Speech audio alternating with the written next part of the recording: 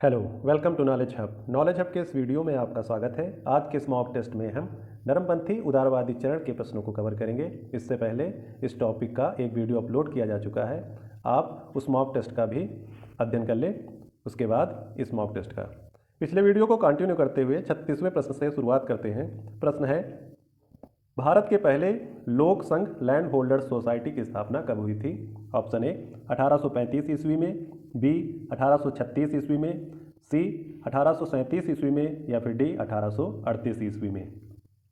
36वें प्रश्न का सही जवाब है ऑप्शन नंबर सी 1837 ईस्वी में लैंड होल्डर सोसाइटी की स्थापना हुई थी। 37वां प्रश्न है, लैंड होल्डर सोसाइटी की स्थापना किसके कल्याण के लिए की गई थी? ऑप्शन ए जमींदार, बी किसान, सी शिल्पकार, डी उपर्युक्त सभी। 37वें प्रश्न का सही जवाब है ऑप्शन नंबर ए जमींदार। लैंड होल्डर सोसाइटी की स्थापना जमींदारों के कल्याण के लिए की गई थी। 38वां प्रश्न है, दादा भाई नौरोजी ने 1866 ईस्वी में ईस्ट इंडिया एसोसिएशन की स्थापना कहाँ की? ऑप्शन ए लंदन में, बी ग्लासगो में, सी अबरदीन में या फिर डी बम्बई में। 38वें प्रश्न का सही जवाब है ऑप्शन नंबर ए लंदन में। दादा भाई नौरोजी ने 1866 में ईस्ट इंडिया एसोसिएशन की स्थापना लंदन में की थी। 39वां प्रश्न है, 1870 ईस्वी में पूना सार्वजनिक सभा की स्थापना किसने की थी? ऑप्शन ए गोपाल कृष्ण गोखले ने, बी महादेव गोविंद राणाडे ने, सी बाल गंगाधर तिलक ने या फिर डी उपर्युक्त सभी ने। 39वें प्रश्न का सही जवाब है option number B Mahadev Govind Ranade ने पूना सार्वजनिक सभा की स्थापना 1870 ईस्वी में की थी। 40वां प्रश्न है, निम्नलिखित कथनों पर विचार कीजिए। 1. भारतीय राष्ट्रीय कांग्रेस का प्रथम अधिवेशन कलकत्ता में हुआ। 2. भारतीय राष्ट्रीय कांग्रेस का दूसरा अधिवेशन दादा भाई नौरोजी की अध्यक्षता में हुआ। 3. भारतीय राष्ट्रीय कांग्रेस तथा मुस्लिम लीग दोनों ने लखनऊ में 1916 में अधिवेशन किया तथा लखनऊ समझौता संपन्न हुआ। उपर्युक्त कथनों में कौन सा या कौन से कथन सही हैं? ऑप्शन ए 1 और 2, बी केवल 2, सी 2 और 3, डी केवल 3। 40वें प्रश्न का सही जवाब है ऑप्शन नंबर सी 2 और 3। 2 और 3 कथन सही हैं, क्योंकि भारतीय राष्ट्रीय कांग्रेस का प्रथम अधिवेशन बंबई में हुआ था, न कि कलकत्ता में। 41वां प्रश्न है, निम्नलिखित में से किस एक ने सन 1875 ईस्वी में हाउस ऑफ कॉमन्स में एक याचिका प्रस्तुत करते हुए ब्रिटिश संसद में भारत के प्रत्यक्ष प्रतिनिधित्व की मांग की? Option A the Deccan association, B the Indian association, C Madras Mahajan Sabha, D Poona सार्वजनिक सभा। तो 41वें प्रश्न का सही जवाब होगा option number A the Deccan association. The Deccan association ने सन 1875 ईस्वी में हाउस ऑफ कॉमन्स में एक याचिका प्रस्तुत करते हुए ब्रिटिश संसद में भारत के प्रत्यक्ष प्रतिनिधित्व की मांग की थी। 42वां प्रश्न है, निम्नलिखित भारतीय नेताओं में से कौन एक ब्रिटिश द्वारा इंडियन सिविल सर्विस से बर्खास्त किया गया था? Option A Satyendra Nath Tagore, B Surendra Nath Banerjee, C R C. Dutt, D Subhash Chandra Bose. 42वें प्रश्न का सही जवाब है option number B Surendra Nath Banerjee. Surendra Nath Banerjee को एक ब्रिटिश द्वारा इंडियन सिविल सर्विस से बर्खास्त किया गया था। 43वां प्रश्न है, लैंड होल्डर सोसाइटी कलकत्ता के संस्थापक कौन थे? Option A Raja Ram Mohan Roy, B Dwarka Nath Tagore, C Harishchandra Vidyasagar, D इनमें से कोई नहीं। 43वें प्रश्न का सही जवाब है option number B Dwarka Nath Tagore. Land holder society एक कलकत्ता के संस्थापक थे द्वारका नाथ टैगोर। 44वां प्रश्न है, सूची 1 को सूची 2 के साथ सुमेलित कीजिए। सूची 1 में संस्था हैं और सूची 2 में उनके स्थापना वर्ष, आपको मिलान करना है। बंगाल ब्रिटिश इंडिया सोसाइटी की स्थापना किस वर्ष हुई थी? तो यह हुई थी 1843 ईस्वी में। मद्रास नेटिव एसोसिएशन की स्थापना कब हुई थी? तो यह हुई थी 1852 ईस्वी में। पूना सार्वजनिक सभा की स्थापना हुई थी 1876 में और इंडियन एसोसिएशन की स्थापना हुई थी 1876 में। इस तरह से इस प्रश्न का सही जवाब है ऑप्शन नंबर ए 1, 2, 3, 4। 45वां प्रश्न है, निम्नलिखित को सुमेलित कीजिए। सूची 1 को सूची 2 के साथ सुमेलित करना है। मद्रास महाजन सभा की स्थापना कब हुई थी? तो यह हुई थी 1884 ईस्वी में। और उसके बाद है बम्बई प्रेसिडेंसी एसोसिएशन, इसकी स्थापना हुई थी 1886 85 में। इंडियन एसोसिएशन की स्थापना 1876 में और कांग्रेस की स्थापना हुई थी 1885 में। इस तरह से इस प्रश्न का सही जवाब है ऑप्शन नंबर ए, 1, 2, 3, 4। चलिए देखते हैं 46 नंबर प्रश्न। सुरेंद्र नाथ बनर्जी और आनंद मोहन बोस ने कांग्रेस के जन्म के पहले किस राष्ट्रवादी पार्टी की स्थापना की, जो कांग्रेस के पूर्ववर्ती संगठनों में सबसे अधिक महत्वपूर्ण थी? ऑप्शन ए मद्रास महाजन सभा, बी इंडियन एसोसिएशन, सी बंगाल यंग एसोसिएशन, डी इनमें से कोई नहीं। 46वें प्रश्न का सही जवाब है option number B, Indian association. Surendra Nath Banerjee और आनंद मोहन बोस ने कांग्रेस से पहले इंडियन एसोसिएशन की स्थापना की थी, जो कि सबसे महत्वपूर्ण संगठनों में से एक था। 47 नंबर प्रश्न है, इंडियन एसोसिएशन ने किस मुद्दे पर सर्वप्रथम आंदोलन शुरू किया? ऑप्शन ए भारतीय प्रशासनिक सेवा के नियम में सुधार और परीक्षा में बैठने की अधिकतम उम्र बढ़ाने के लिए, बी शस्त्र अधिनियम और भारतीय भाषा प्रेस अधिनियम, सी जमींदारों द्वारा प्रताड़ित काश्तकारों के साथ सहयोग, डी अंग्रेजों द्वारा चाय की खेती में लगाए गए मजदूरों की दयनीय स्थिति। तो 47 नंबर प्रश्न का सही जवाब क्या होगा? तो अगर हम देखते हैं तो 47 का सही जवाब होगा ऑप्शन नंबर ए, भारतीय प्रशासनिक सेवा के नियम में सुधार और परीक्षा में बैठने की अधिकतम उम्र बढ़ाने के लिए। ऑप्शन नंबर ए। 48 नंबर प्रश्न है, इंडियन एसोसिएशन द्वारा कलकत्ता में आयोजित अखिल भारतीय राष्ट्रीय सम्मेलन इंडियन नेशनल कॉन्फ्रेंस कब हुआ? ऑप्शन ए 1881 ईस्वी में, बी 1882 ईस्वी में, सी 1883 ईस्वी में, या फिर डी 1884 ईस्वी में। 48वें प्रश्न का सही जवाब होगा ऑप्शन नंबर सी 1883 ईस्वी में। 1883 ईस्वी में। 49 नंबर प्रश्न है, भारतीय राष्ट्रीय कांग्रेस के साथ इंडियन एसोसिएशन का विलय कब हुआ था? ऑप्शन नंबर ए 1885 में, बी 1886 में, सी 1892 में, या फिर डी 1895 में। 49 प्रश्न का सही जवाब होगा ऑप्शन नंबर बी 1886 ईस्वी में इंडियन एसोसिएशन और भारतीय राष्ट्रीय कांग्रेस का विलय हो गया। भारतीय राष्ट्रीय कांग्रेस में विलय हो गया था किसका? इंडियन एसोसिएशन का। 50 नंबर प्रश्न है, सूची 1 को सूची 2 के साथ सुमेलित कीजिए। सूची 1 में है कांग्रेस के उद्गम संबंधी मत और सूची 2 है प्रतिपादक। तो सबसे पहले रहस्यमय उद्गम, इसके प्रतिपादक कौन थे? तो इसके प्रतिपादक थे पट्टाभी सीतारमैया। थियोसोफिस्टों की योजना थी। कांग्रेस के उद्गम यानी कांग्रेस की स्थापना थियोसोफिस्टों की योजना थी। यह इसके प्रतिपादक कौन थे? इसके प्रतिपादक थी एनी बेसेंट। डफरिन की षड्यंत्रकारी दिमाग की उपज थी, ऐसा किसने कहा था? ऐसा कहा था WC बनर्जी ने, यानी व्योमेश चंद्र बनर्जी ने। सुरक्षा कपाट यानी सेफ्टी वॉल का सिद्धांत किसने प्रतिपादित किया था? तो यह किया था लाला लाजपत राय ने। तो इस तरह से इस प्रश्न का सही जवाब होगा ऑप्शन नंबर ए 1, 2, 3, 4।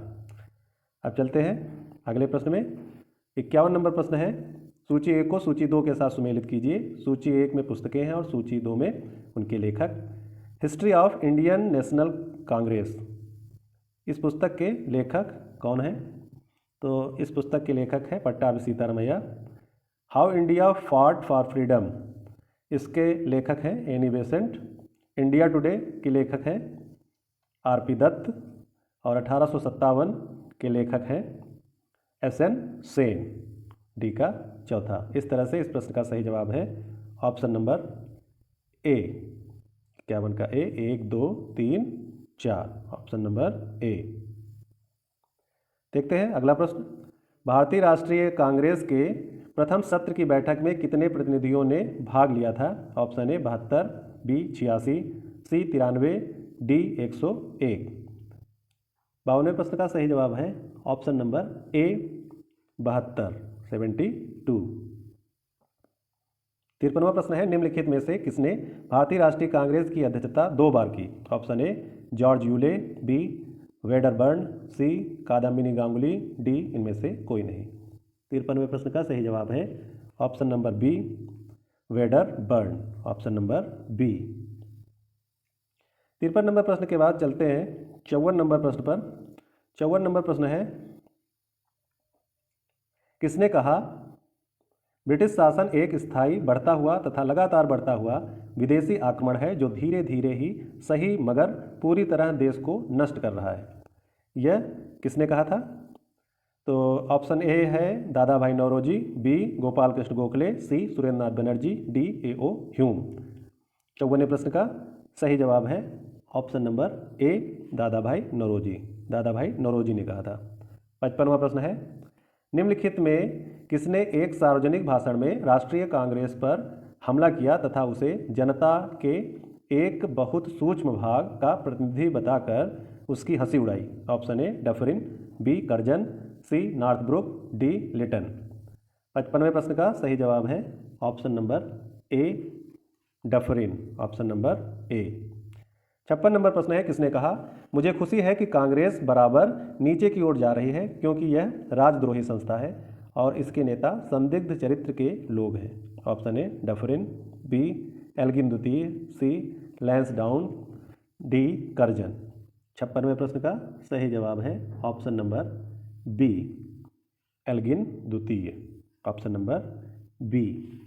57वां प्रश्न है निम्नलिखित में से कौन कौन कांग्रेस के विरोधी थे? निम्नलिखित में से कौन कौन कांग्रेस के विरोधी थे? 1 सैयद अहमद खां, 2 बनारस के राजा शिव प्रसाद, 3 हैदराबाद के नवाब, 4 दिनसा मानक जी पेटिक। तो कौन कौन कांग्रेस के विरोधी थे? ऑप्शन ए 1, 2 और 3, बी 2, 3 और 4, सी 1, 2 और 4, डी 1, 2, 3 और 4। 57वें प्रश्न का सही जवाब होगा ऑप्शन नंबर डी 1, 2, 3 और 4। Option number D. 58वां प्रश्न है उदारवादियों की कार्य पद्धति के साधन थे?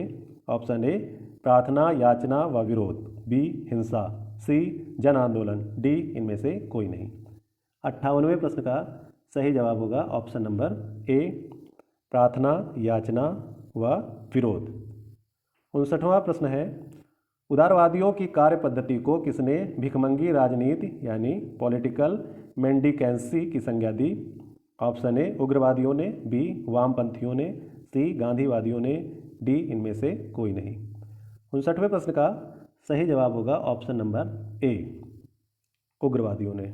ऑप्शन नंबर ए। 60 नंबर प्रश्न है ब्रिटिश साम्राज्य के अंतर्गत स्वशासन की मांग सबसे पहले किसने और कब की? ऑप्शन ए दादा भाई नौरोजी ने 1904 ईस्वी में, बी गोपाल कृष्ण गोखले ने 1905 ईस्वी में, सी दादा भाई नौरोजी ने 1906 ईस्वी में, डी इनमें से कोई नहीं। इस प्रश्न का सही जवाब है ऑप्शन नंबर ए दादा भाई नौरोजी ने 1904 ईस्वी में। 61 नंबर प्रश्न है उदारवादियों का सबसे प्रमुख योगदान क्या था? ऑप्शन ए ब्रिटिश शोषण नीति की ओर जनता का ध्यान खींचना, बी जन आंदोलन, सी हिंसक कार्य पद्धति, डी इनमें से कोई नहीं। इस प्रश्न का सही जवाब होगा ऑप्शन नंबर ए ब्रिटिश शोषण नीति की ओर जनता का ध्यान खींचना। यह प्रमुख योगदान था उदारवादियों का। 62 नंबर प्रश्न है किसने कहा था हमें मर्दों की तरह खुलकर कहना चाहिए कि हम अपनी मज्जा तक राजभक्त हैं, हमें अंग्रेजी राज्य से हुए फायदों का ज्ञान है? ऑप्शन ए दादा भाई नौरोजी, बी SN बनर्जी, सी फिरोज शाह मेहता, डी इनमें से कोई नहीं। इस प्रश्न का सही जवाब है ऑप्शन नंबर ए दादा भाई नौरोजी। 63 नंबर प्रश्न है किसने कहा था भारतवर्ष तलवार के बल पर जीता गया था और तलवार के बल पर ही उसे ब्रितानी कब्जे में रखा जाएगा? Option A Dufferin, B Elgin, C Lansdowne, D Curzon. इस प्रश्न का सही जवाब है option number B Elgin. Option number B Elgin.